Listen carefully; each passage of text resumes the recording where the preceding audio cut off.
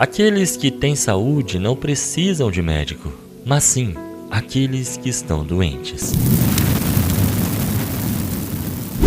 Em nome do Pai, do Filho, do Espírito Santo.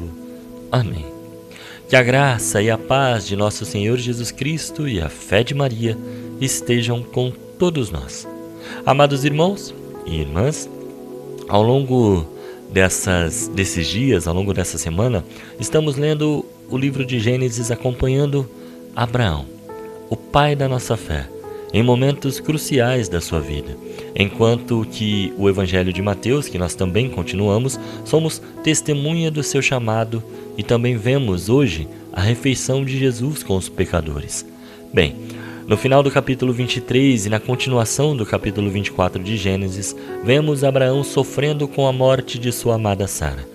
Ele busca um sepulcro, um lugar para repousar seus mortos, nos lembrando da dignidade da pessoa humana mesmo após a morte. Mas o que realmente deve chamar nossa atenção é a forma como Abraão se comporta. Ele é estrangeiro na terra que Deus lhe prometeu. Não possui segurança terrena, a não ser a própria promessa de Deus. E então, ele encarrega seu servo de encontrar uma esposa para Isaque, o filho da promessa. Observem a radicalidade e a fé de Abraão. Ele não quer que Isaque se case com uma mulher dos cananeus, mas sim com alguém de sua própria parentela, confiando plenamente que Deus enviará seu anjo para guiar o servo até o percurso da missão. Aqui há uma lição poderosa para nós: confiar na providência divina em todas as circunstâncias da nossa vida, mesmo nas decisões mais importantes, mesmo enfrentando dores, luto e sofrimento.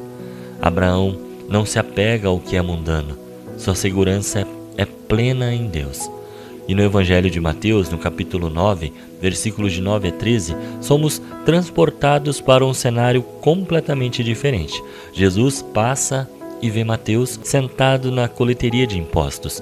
Vale lembrar que os publicanos eram odiados e desprezados pelos judeus, considerados pecadores e traidores por colaborarem com os romanos. No entanto, Jesus simplesmente diz: "Segue-me." E para a surpresa de todos, Mateus se levanta e o segue. Essa atitude de Jesus é surpreendente a todos os que estão à sua volta. Ele não vê rótulos, ele não vê pecador, ele não vê o apontamento de dedo, ou seja, ele não julga a pessoa por ser pecadora. Ele vê o coração, ele vê o potencial, a capacidade de conversão. E não apenas isso, Jesus vai além. Ele entra na casa de Mateus e come com ele e com outros publicanos e pecadores. Isso choca os fariseus, que questionam seus discípulos: "Por que o vosso mestre come com os publicanos e pecadores?" A resposta de Jesus é a essência de sua missão. Jesus ouviu a pergunta e respondeu: "Aqueles que têm saúde não precisam de médico, mas sim os doentes. Aprendei, pois, o que significa: quero misericórdia e não sacrifício. De fato, eu não vim para chamar os justos, mas os pecadores." Então, irmãos, o que aprendemos com as leituras da liturgia de hoje? A figura de Abraão nos ensina sobre o desapego, ou seja, ao invés de nos apegarmos a bens materiais, a títulos, a seguranças que são ilusórias e passageiras, Abraão nos mostra que a nossa verdadeira segurança está em Deus e somente nele, mesmo enfrentando luto, cheio de dor e sofrimentos. E o chamado de Mateus é um chamado radical à nossa conversão. E o que isso significa?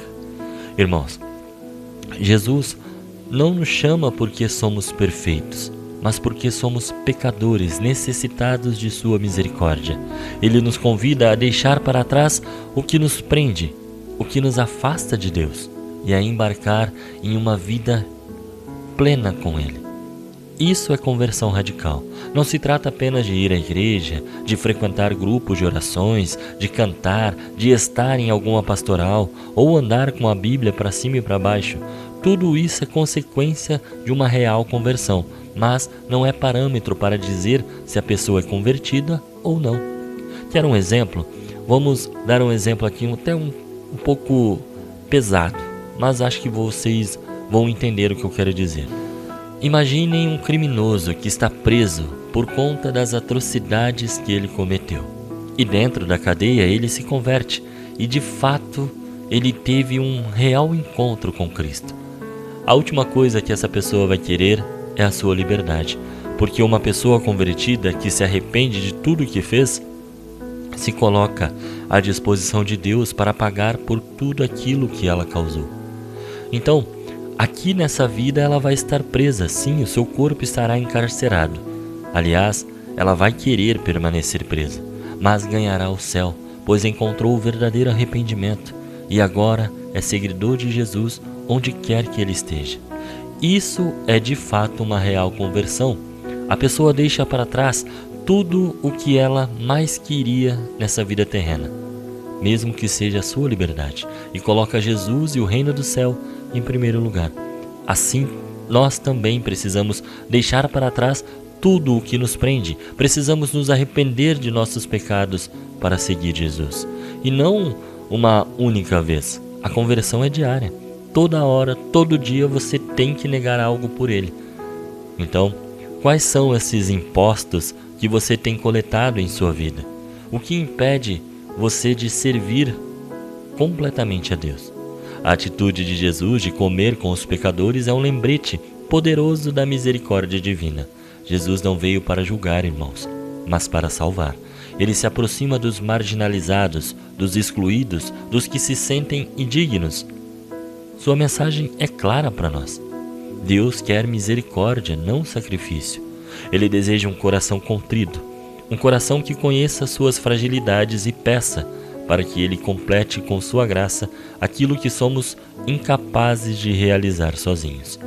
Devemos ser instrumentos dessa mesma misericórdia no mundo, acolhendo aqueles que são rejeitados, estendendo a mão aos que caíram e ainda vão cair, e ajudando uns aos outros a vencer o pecado.